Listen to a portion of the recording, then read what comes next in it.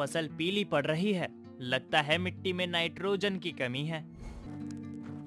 अरे भाई बलराम, क्या देख रहे हो?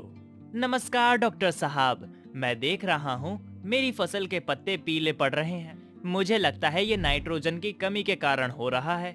हाँ बलराम, ये भी कारण हो सकता है। अच्छा, मुझे बताओ कि तुम नाइट्रोजन के बारे में कितना जानते हो?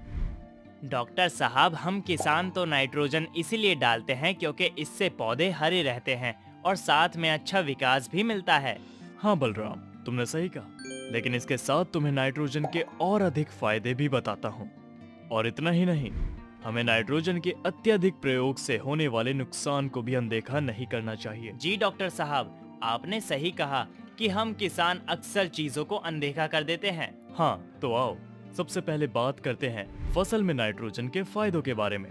नाइट्रोजन पौधों के लिए पहला आवश्यक पोषक तत्व है, जो पौधों के जोरदार विकास, गहरे हरे पत्ते के रंग और प्रकाश संश्लेषण के लिए बहुत महत्वपूर्ण है।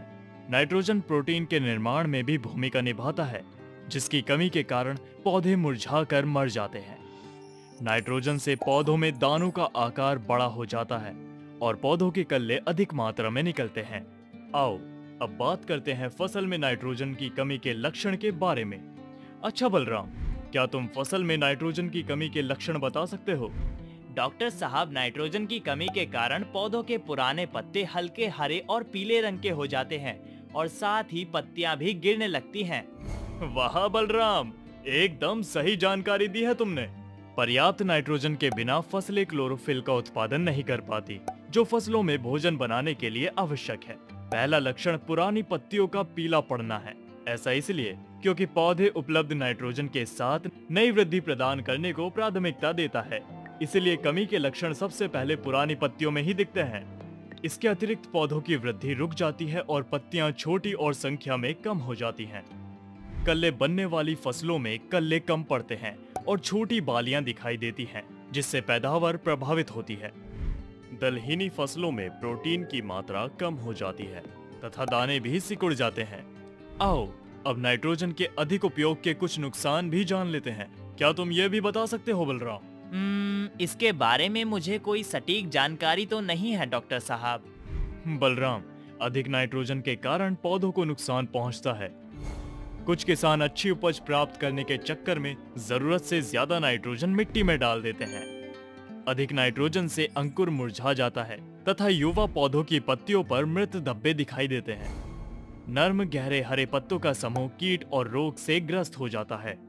जी डॉक्टर साहब, इसके लिए तो हर किसान को समय समय पर मृदा परीक्षण करवाना चाहिए, जिससे उसको पता चल सके कि कितनी मात्रा में पोषक तत्वों की आवश्यकता है। बिल्कुल सही कहा बलराम। तो अभी तक हमने जाना नाइट्रोजन की आवश्यकता, कमी और अधिक मात्रा से होने वाले लक्षणों के बारे में। लेकिन क्या तुम्हें पता है कि पौधों में नाइट्रोजन की कमी कैसे आती है? जी नहीं डॉक्टर साहब, थोड़ा विस्तार में बताएं। अधिक सिंचाई व भारी बारिश के कारण नाइट्रोजन की कमी हो जाती है। वाष्पीकरण और पानी के साथ रिसने की वजह से अन्य पोषक तत्वों की तुलना में नाइट्रोजन का नुकसान अधिक होता है। सूखे के दबाव से भी पानी और पोषक तत्वों का अवशोषण बाधित होता है। मिट्टी का पीएच स्तर भी पौधों के लिए नाइट्रोजन उपलब्धता में भूमिका निभाता है।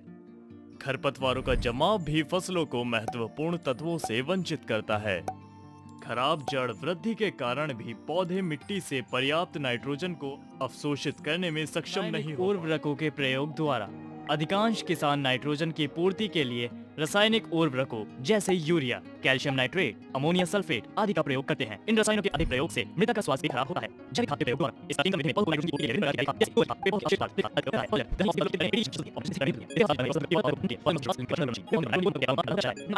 तत्व